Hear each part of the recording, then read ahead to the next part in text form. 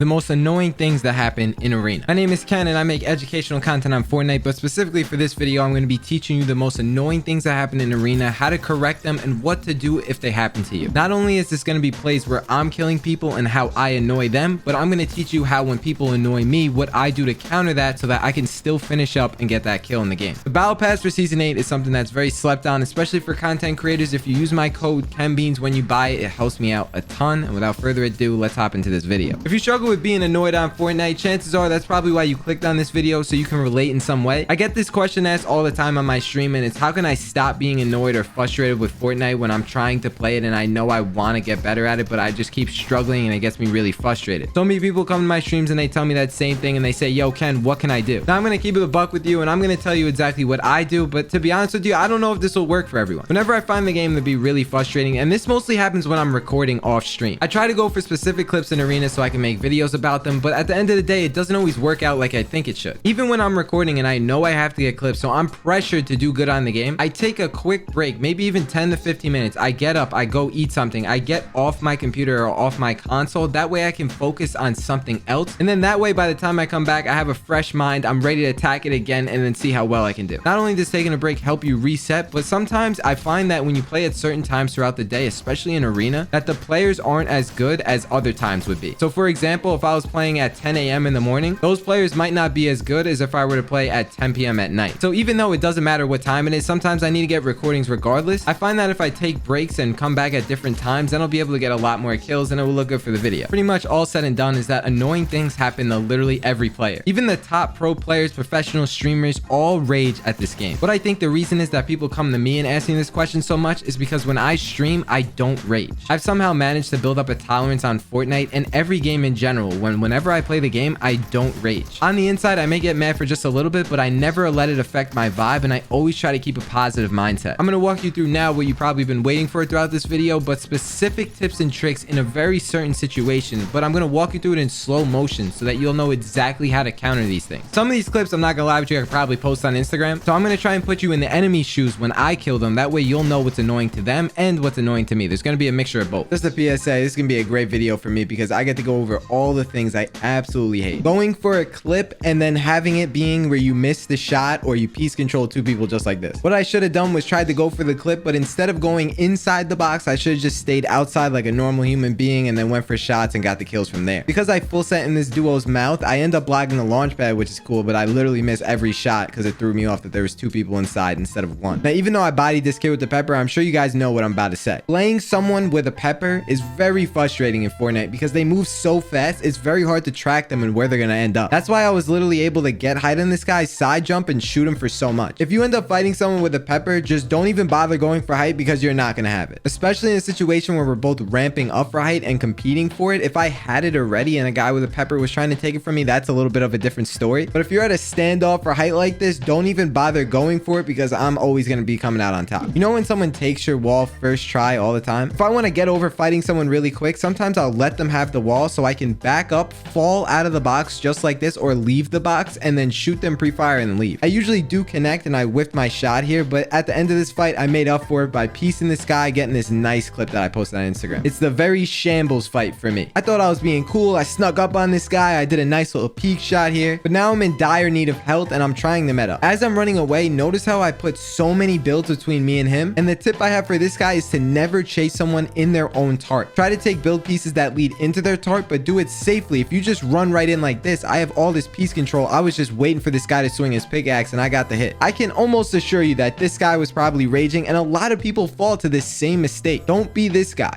It ain't Fortnite if you don't get beamed when you're not looking. You see how calm I stayed and I instantly create a box for myself? We end up 50-50ing a lot. The wall breaks, but notice how I'm playing so protective when I'm weak like this. I'm literally practically one shot. I played such an angle and got a really nice shot on this guy. If you're weak and the other person's weak, chances are you probably want to avoid a 50-50. Don't be antsy and play very patient. Otherwise, it will lead you to be more frustrated than you already might be. I baited this guy to open up because we both had right-hand peeks here, and if he edited first, then I'll get the shot just like I did here and got the kill. If it ain't the max 189 pump with the purple spats. I got hit super hard here when I was thinking that it was a kind of good way to surprise this guy. Instead of being annoyed, I wiped that to the side because if I die, I'm going to be more frustrated. So I kept my cool, like I mentioned. I played an angle because because I made multiple boxes and then I managed to escape. Remember that even though you have health advantage, chasing someone through their own tarp just like this will get you shot. If you want to catch people with their map out, always do it when they chase you in their tarp, because that's when they're more than likely going to try and pickaxe swing and replace. Now listen, I don't know if this player was new or his headphones literally broke, but since I broke him from the top, if you don't want me coming in from that way, you should probably place a floor on the other box as well. That way I don't drop down. To limit frustrating things in all spawn fights, just try and block as many angles as possible, especially when you're in a house. Very annoying, I know, but if you're ever the type of guy to create two walls in front of you, kind of two boxes, and you don't have a wall in between you, the person like me is always going to stuff one right in their face. That's why right here when I broke this one wall, I turbo built the one in front of me to go for more piece control afterwards. This is a very advanced type of move that for some people will get them really frustrated when that happens to them. This just tells me that this guy that I was fighting didn't understand that mechanic because he doesn't use it in his own fight. Now I don't know what this guy's deal was, but I can promise you that he was fuming. If you're playing against someone who has 0 ping, you need to create more than one box, because if you corner yourself in one box, I will take your wall. KenBeans is coming for you. Especially if you're a console player and you're listening to this video right now, create multiple boxes going backwards. So if I take this one wall, you'll be able to go into another box. Because he didn't do any of that, I almost made it look like I clipped him. I'm pretty positive by now that if you're watching this video, you're waiting for this spraying clip. People who spray at any means necessary are the most frustrating thing in the world to go up against in Fortnite. I go with all this piece control, blah, blah, blah. This guy rails me with his SMG. So I got him weak and he knows I'm weak. See how when I got him underneath this stair, I do the flip and then I reset the wall. I play super protective whenever someone has me this weak. Even though I was weak here, this was a calculated play, because when I reset that wall, he shot his shotgun, and no matter what he did, even if he switched to another weapon, I would still get the next shot, and I killed him because of it. A normal person would just flip the stair and try to go behind the right hand peak. That's not good enough. Here we go with the very annoying lag spike that happens in the game sometimes. Now I have very good internet, and I'm not trying to brag, but sometimes I still lag just like this. I think it has something to do with the Fortnite servers, not necessarily my internet, but sometimes it just happens. The lobby is very laggy. When I was playing this game, it was like this the entire game. Just be aware that a very frustrating thing is that whenever you have a right hand peek on someone just like this guy, he edits open and then I shove a stair right in his face to block him off. As long as you're aware of this, and you'll be able to come up with an escape route, or maybe crack them by the time they run at you, just like I did to this guy. If you want to not be frustrated and end fights quickly, what other better way to do it than to exploit into someone's box when they're not expecting it? Go out of your way to learn exploits just like this, and sometimes in this situation, this guy had a cone edited into a stair, and I used that to leap into the guy's box and finish up the kill. Here's more proof of me telling you to exploit into people's boxes so that you know I do it just as much. To me, this was the right play in this situation because there was a third party rolling up. I had to finish this fight quick, and what other way to do it than to make this man's nervous? You gotta love the attack attacks, ladies and gentlemen. This right here is something that happens so much because people just want to run right in my face. Instead of cornering myself in a box just like I told you to do when someone has 0 ping, I leave an escape route open so that by the time this guy runs into the box, I could reset the wall and leave. This makes it so I make him nervous when he's coming in, since I have an escape route, and then at the same time it gives me a chance to pre-fire him on the time he's gonna come in now. This guy was very good, and a lot of good players are able to keep up pressure like this, but if you do this move, you'll be able to get kills just like this. Right after I kill that next guy, another guy drops into the box that I had made. Just like you don't want to go in someone's tarp, you don't want to go inside someone's box, because all I have to do is place a cone and none of those walls are yours. Be a little bit more methodical about how you approach boxes and where you're going to replace the walls from. This right here, not a smart play. Being storm held's very frustrating, but if you're this guy, he should have ramped above me instead of going right out in front of me. The second he decided to go forward towards me, that's when I knew I had him toast. Pre-firing is one of the most annoying things in the world, and the best way to avoid it is to go from a different angle. Because there's more than one build separating me and him, the second he edits this floor, I instantly shoot him and reset. Listen closely. No editor will be able to shoot as fast as the person with their shotgun out. So in this scenario, for example, I will always have the advantage. Very annoying thing that happens in Fortnite, getting pre-fired, but this is how you counter it, by not leading yourself into that situation. Here's to show you another example of how I got some pretty solid piece control and all this, and I whiffed the shot. I miss shotgun shots more than any of my friends, I feel like. I'm not perfect, just as I'm sure you guys aren't perfect, so this is the reason why I'm showing you these mistakes, because I feel comfortable doing so. I don't care if someone makes fun of me and says that I suck or whatever the case, because I miss shots so much, it's almost part of my nature now. If I deeply cared about getting better at this, then I would go into creative and practice more at the 200 pump only map or some sort of aim training map. Missing shots though is one of the most frustrating things in the world. Trust me, I am there with you. Here's how to deal with a 2v1 in arena, especially when they're both kind of sweats. You see how I start a tarp